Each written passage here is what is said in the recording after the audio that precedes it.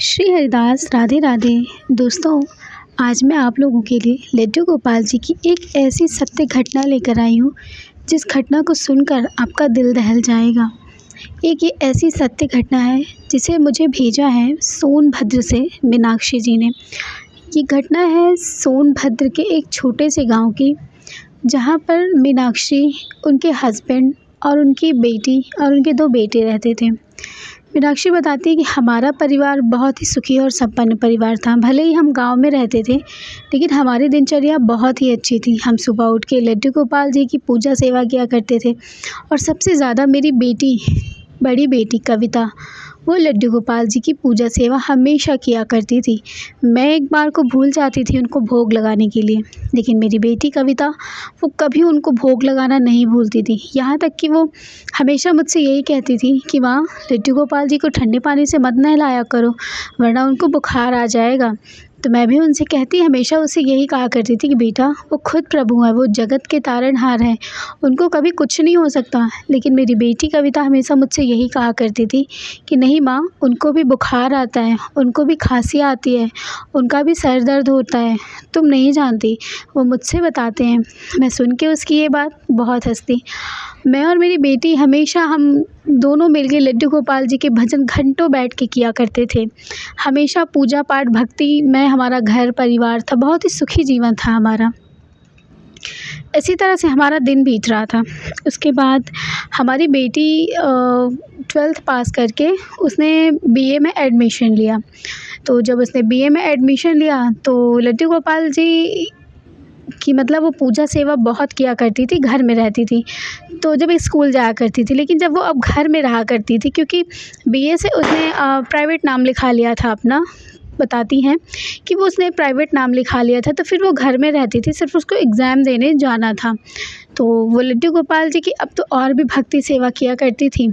एक दिन की बात है, मेरी बेटी कविता ने मुझे बताया कि मम्मी, लड्डू गोपाल जी का ना बहुत तेज़ सर दर्द हो रहा है। तो मैं तो बड़ा आश्चर्य हो गई। मैंने कहा कि ऐसा कैसे हो सकता है? तो उसने कहा हाँ, वो उनका सर दर्द हो रहा है, वो मुझे बोल रहे हैं, आपको नहीं पता माँ, उनके आंसू भी निकल रहे हैं। ये बात सुन कर के मुझे थोड़ा सा आश्चर्य हुआ। फिर मैंने ये भी कहा कि क्यों नहीं हो सकता, क्यों नहीं, हमारे कान्हा भी तो एक बच्चे ही हैं ना, हमने भी तो उनको अपने बच्चे की तरह ही पाल रखा है ना, तो उनको भी तकलीफ़ होती होगी। तो मैंने उनसे कहा मैं क्या करूं बताओ? तो उसने कहा माँ, जल्दी से हल्दी वाला दूध बना दो मेरे कान्हा के लिए, मैं उनको पिला दूंगी ना, तो उनका दर्द सारा ठीक हो जाएगा।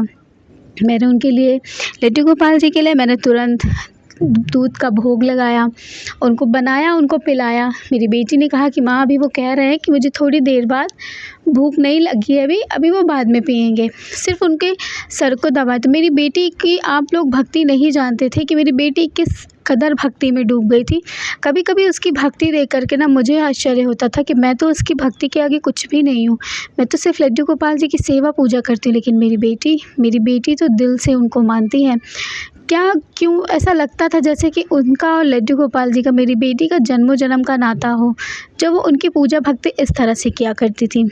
इसी तरह से वक्त बीतता गया। मेरी बेटी के एग्ज़ाम आ गए, उसका एडमिट कार्ड आया, तो उसका सेंटर जो था वो बाहर गया हुआ था। तो हमने उनसे कहा कि बेटा, तुम्हारा सेंटर तो ज़िले में गया हुआ है, तो हम लोग तो गांव में रहते हैं, तो तुम बाहर जाके अपना एग्ज़ाम कैसे दोगी? तो उसने कहा माँ, बाहर गांव में चाची रहती हैं, तो बाहर वहाँ पे शहर में चाची रहती हैं, तो मैं चाची के पास जाके उनको दे आऊँगी, वहाँ पे उनके यहाँ रह के एग्ज़ाम। तो मैंने बोला कि नहीं चाची, ठीक नहीं है, क्योंकि हमारी उनसे बहुत ज़्यादा लड़ाइयाँ झगड़े भी बहुत ज़्यादा हो गए थे, तो इसलिए वो चली गई। तो उसने कहा कि माँ, अगर हम किसी के आगे झुक जाएंगे तो हम छोटे नहीं हो जाएंगे। भले हमारी चाची से लड़ाई हुई है, लेकिन तो भी अगर हमें हमारा काम है ना, तो हमें चाची के पास जाना चाहिए। मेरी बेटी की इस तरह की बात सुन कर के मुझे लगा कि सच वो कह रही है, हमें उनके पास से बात करनी चाहिए। तो फिर हमने बात की, और मतलब मेरी मीनाक्षी बताती है कि मैंने अपने देवर से बात की। तो वो जब उनसे बात की तो उन्होंने बोला कि हाँ ठीक है, बिल्कुल आ जाए यहाँ पे एग्ज़ाम देने। फिर जब ये बात मेरी चाची ने सुनी तो उनको बहुत अच्छी नहीं लगी, लेकिन फिर मैंने उनसे कहा कि मेरे देवर जी ने अगर ये कह दिया है कि अगर वो वहाँ पे एग्ज़ाम देने जा सकती है, तो बिल्कुल ठीक है, फिर कविता ने अपनी सारी तैयारियां कर ली, वो एग्ज़ाम देने के लिए निकल गई वहाँ से।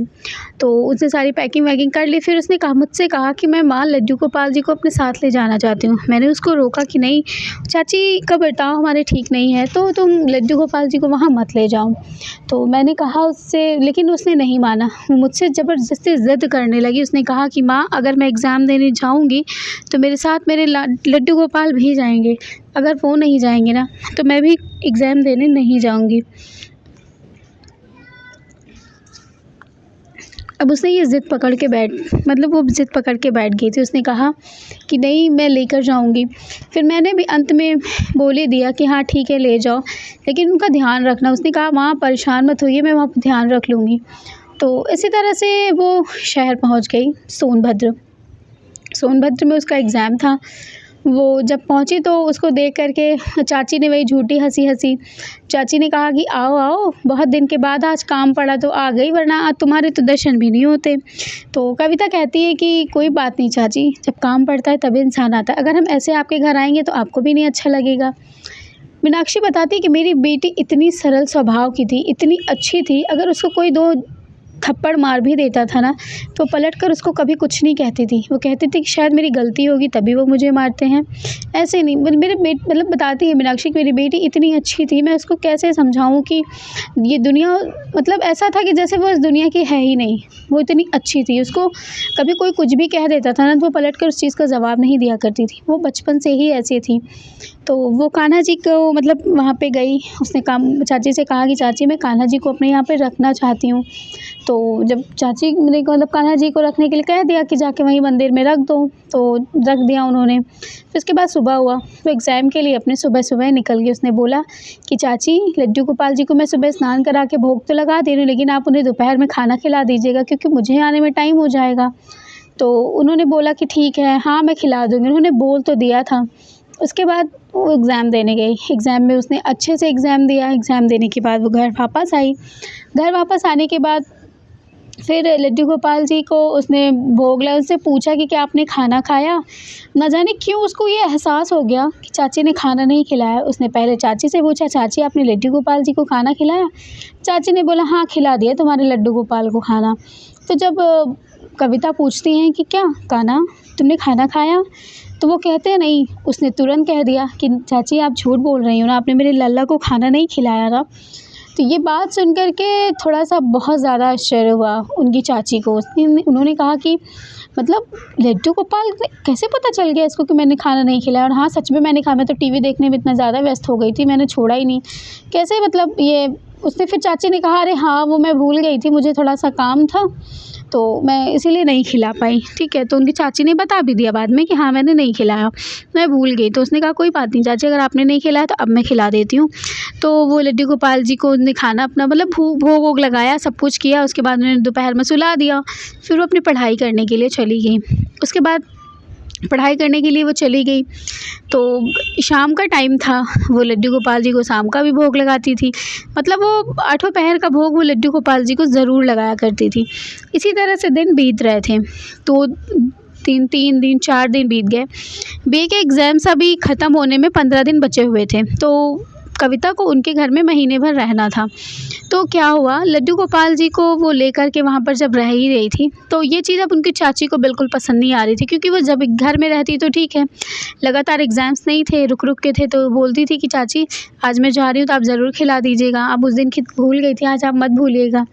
तो इसी तरह से कविता कह कर जाती, वो किसी दिन खिलाती, किसी दिन नहीं खिलाती। इसी तरह से जब होता था वो आके पूछती तो वो बहुत दुखी होती। एक दिन कविता बैठकर रो रही थी कि कान्हा अगर मैं आपको खाना नहीं खिलाती तो आप खुद से जाके क्यों नहीं खा लेते, आप क्यों मेरा इंतज़ार करते हो?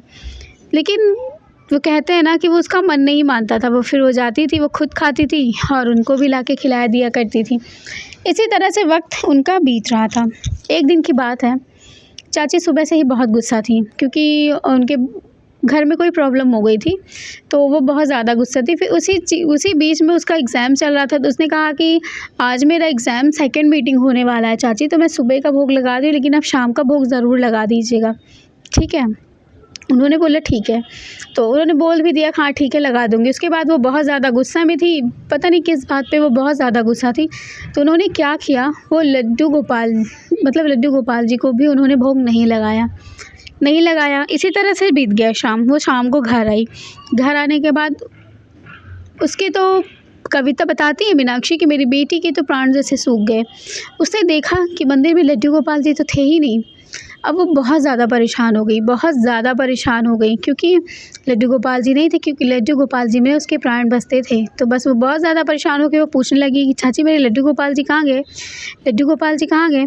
तो उन्होंने बताया नहीं। उन्होंने बोला मुझे नहीं पता लड्डू गोपाल जी का। उनका एक छोटा-सा बेटा था जो 2.5 या 1.5 साल का था।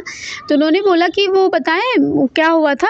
वो रो रहा था तो मैंने उनको लड्डू गोपाल जी को दिया, बोला कि ये देखो लड्डू गोपाल जी हैं, तुम्हें डाँटेंगे ये। और बस इसी तरह से मैंने इसको दिया, ये ले जाके पता नहीं कहाँ लड्डू गोपाल जी को रख दिया। वो अपने ऐसे बेटे को मारने भी लगी कि बताओ जल्दी लड्डू गोपाल जी कहाँ हैं? जल्दी से बताओ। तो वो डाँटने लगी, लेकिन कविता ने कहा कि आप उसको मत मारिए, डाँटिए, बच्चा है कहीं रख दिया होगा। तो उसने उससे पूछा कि अब बताओ लड्डू गोपाल जी को कहाँ रख दिया बेटा? लेकिन वो अब बच्चा है, वो उसको क्या पता कि उसने लड्डू गोपाल जी को कहाँ रख दिया। इसी तरह से शाम हुई, शाम से रात हुई। कविता के दूसरे दिन एग्ज़ाम थे। आज कविता ने थोड़ी भी पढ़ाई नहीं की थी। इसी तरह से रात बीत गया। कविता ने कुछ भी नहीं खाया पिया। सुबह हुई। सुबह वो बुझे-बुझे मन से एग्ज़ाम देने गई। एग्ज़ाम मतलब उसने कल आप समझ लो कि आप उसने 6 बजे शाम से कुछ नहीं खाया था, क्योंकि जब से उन्होंने सुना था उसके लड्डू गोपाल जी नहीं मिल रहे हैं। वो रात भर रोती रही। सुबह उसने एग्ज़ाम दिए, वो एग्ज़ाम में भी उसका मन नहीं लगा। उसके बाद वो घर आई। घर आने के बाद उसने लड्डू गोपाल जी को ढूँढना शुरू किया, क्योंकि अगले दिन उसके एग्ज़ाम्स नहीं थे। वो बहुत ज़्यादा परेशान हो गई। वो ढूँढ रही थी लड्डू गोपाल जी को। उस बच्चे से बार-बार पूछ रही थी। उसने कह रही थी कि चाची आपको थोड़ा तो याद होगा ना कि वो कहाँ-कहाँ जाता है खेलने? चाची का तो जैसे लगता है कि उनसे कोई फ़र्क ही नहीं पड़ रहा था। उनको कोई मतलब ही नहीं है कि वो कहाँ जा रहा था, क्या कर रहा था। उन्होंने बोला कि मुझे नहीं पता, बच्चा है कहीं इधर-उधर रख दिया होगा। लेकिन कविता बहुत ही सरल स्वभाव की थी। वो लड्डू गोपाल जी से कुछ कह भी नहीं सकती थी। लड्डू गोपाल जी के लिए वो किसी से कुछ कह भी नहीं सकती थी। बस उसने थोड़ी ही बात बोली कि चाची आप बता दीजिए ना, मैं लड्डू गोपाल जी के बिना नहीं रह सकती। तो उन्होंने बोला कि ठीक है लड्डू गोपाल जी के बिना नहीं रह सकती तो जाके ढूँढो ना, मुझे क्या पता तुम्हारे लड्डू गोपाल जी कहाँ हैं। उसके बाद शाम को चाचा आए उनके। चाचा जी ने से भी बताया तो चाचा ने उन्हें ढूँढना शुरू किया अगल-बगल, मतलब लोगों से भी पूछा कि आपने लड्डू गोपाल जी का विग्रह देखा कहीं पे? लेकिन किसी को नहीं पता। और फिर सब बहुत परेशान हो गए। कविता की तबीयत ख़राब हो गई।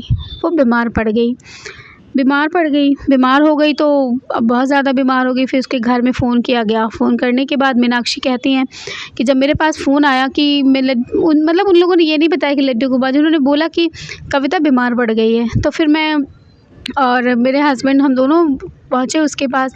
तो उसने मुझे सबसे पहले बताया कि लड्डू गोपाल जी खो गए माँ, खो गए मेरे लड्डू गोपाल जी। तो फिर उन्होंने बोला कि कहीं नहीं खोए, तुम परेशान मत हो, खो जाने दो लड्डू गोपाल जी को, मैं ले आऊँगी ना, मैं दूसरा विग्रह ले आऊँगी जो तुमको बहुत प्यार करोगी। उसने कहा नहीं माँ, वो लड्डू गोपाल जी मुझे वही चाहिए और मैं किसी लड्डू गोपाल जी को नहीं लूँगी। इतना समझाने पर भी कविता नहीं मानी। कविता ने एक बूँद पानी तक अपने मुँह में नहीं डाला था। मीनाक्षी इतना परेशान हो गई। उन्होंने बताती है मीनाक्षी कि उन्होंने अपनी इतनी कसम दी लड्डू गोपाल जी को मतलब बताओ कहाँ है वो, मुझे चाहिए लड्डू गोपाल जी। लेकिन मीनाक्षी तो बहुत ज़्यादा परेशान थी। उनके पापा भी बहुत ज़्यादा परेशान हो गए। वो बताती है कि हम दोनों की हालत बस ऐसी थी कि हम लोग भी, मेरी भी ज़िंदगी ख़त्म हो जाए तो ज़्यादा अच्छा, क्योंकि लेकिन मेरी बेटी का इस तरह का दुःख मुझसे देखा नहीं जा रहा था। उसने एक बूँद भी पानी नहीं अपने मुँह में डाला था। वो कह रही थी कि मेरे लड्डू गोपाल जी भूखे होंगे ना, मैं कैसे खा सकती हूँ? मैं नहीं खाऊँगी। पता नहीं उन्होंने खाना खाया भी होगा कि नहीं, वो पता नहीं कहाँ पे होंगे।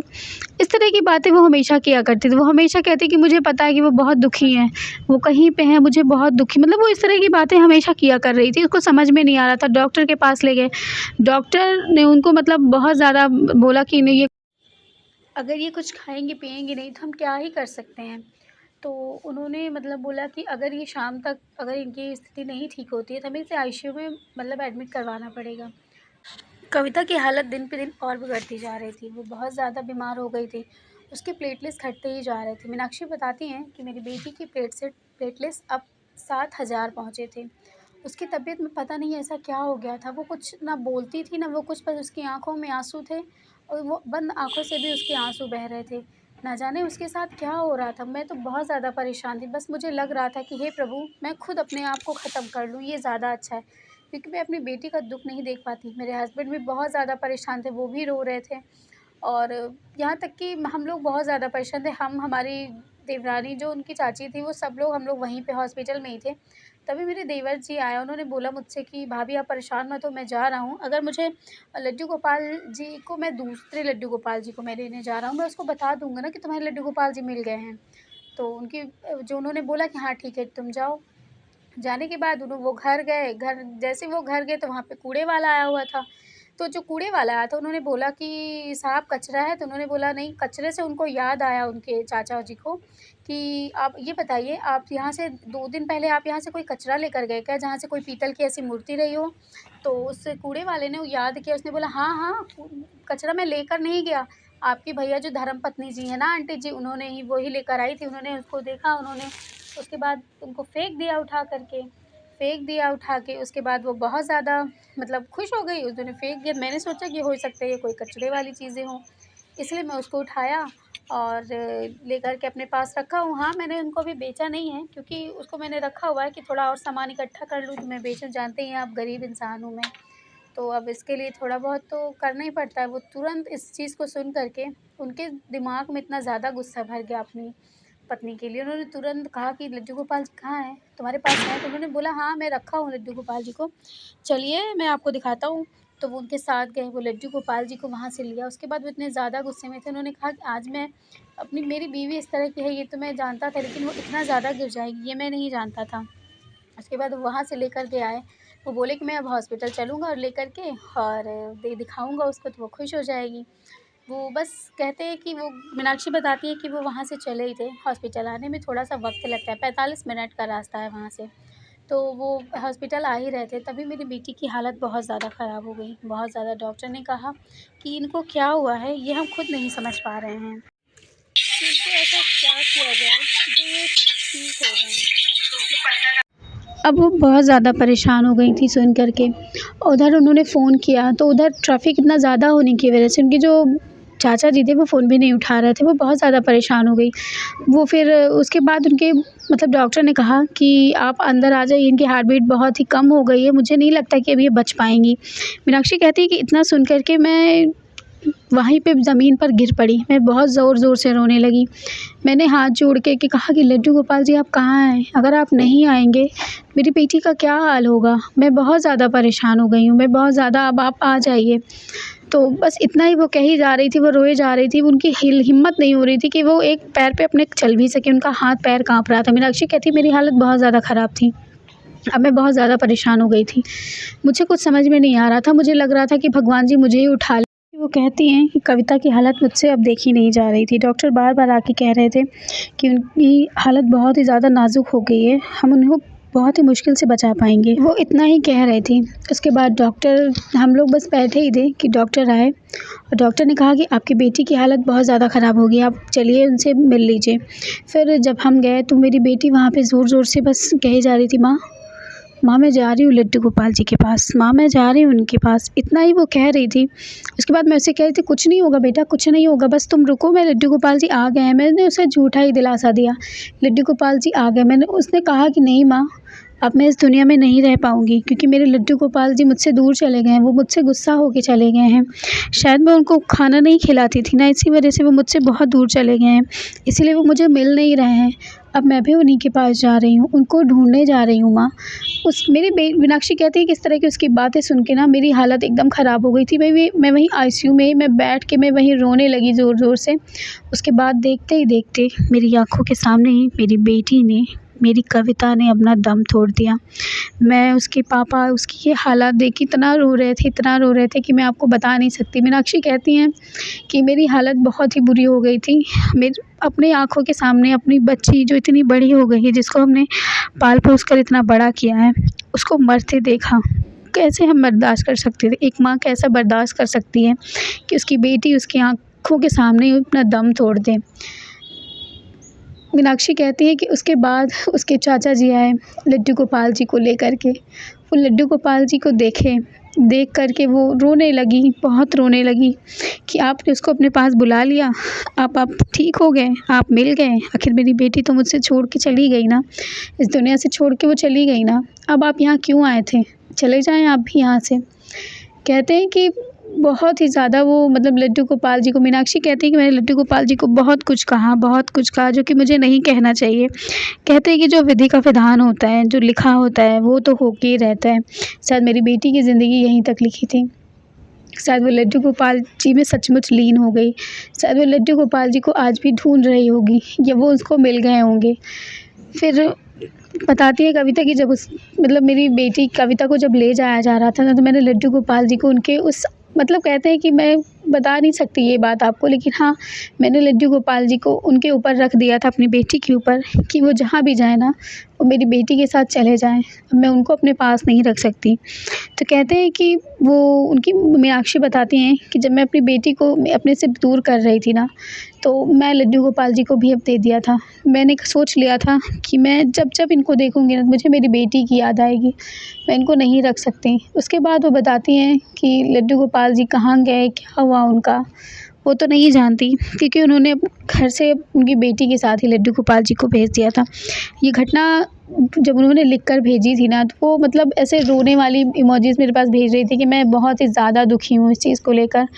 तो मुझे लगा कि ये घटना मुझे आप लोगों को सुनानी चाहिए। उनकी ये स्टोरी सुन कर के ना मेरी आँखें भी बिल्कुल भर आई थी। मुझे यही लग रहा था कि क्या सच में कोई ऐसा भक्त हो सकता है जो प्रभु के लिए, यहाँ लोग 1 मिनट पानी नहीं पीते, तो वो खुद कहते हैं ना कि और कोई चाची के भगवान साथ है, ये अरे वो हुआ पी कि लेंगे, चाचा वो जब खा उनको लेंगे। डाइवोर्स लेकिन दे एक दिया, भक्त डाइवोर्स ऐसी कर भी देने थी के बाद जिसने जो है लड्डू इनको गोपाल डाइवोर्स जी कर दिया। के लिए इन्होंने अपने मेरी प्राण त्याग भतीजी को दिए। मारने की साजिश तो की थी। भगवान करे, तो बस लड्डू इसी गोपाल जी वजह से करे, मेरे आज मेरी कान्हा जी जो महाराज करे देवरानी कि है ऐसी वो भक्ति सलाखों के वो पीछे सबको हैं। प्रदान शायद करें, लड्डू गोपाल जी ऐसी भक्ति, ऐसी की लीला यही उनके सबको लिए प्रदान सज़ा करें। थी कि तो ये आज वो घटना सलाखों के सत्य पीछे घटना थी अपनी सज़ा काट मीनाक्षी जी रही हैं। की, हम लोगों जिन्होंने ने मुझे भी बताया। बहुत अपने देवर और जी को उसके बाद समझाया कि जाने बताती हैं कि दीजिए, जो उनके विधि बाद का उनकी विधान है वो चाची तो जो होकर ही थीं रहता उन्हों है।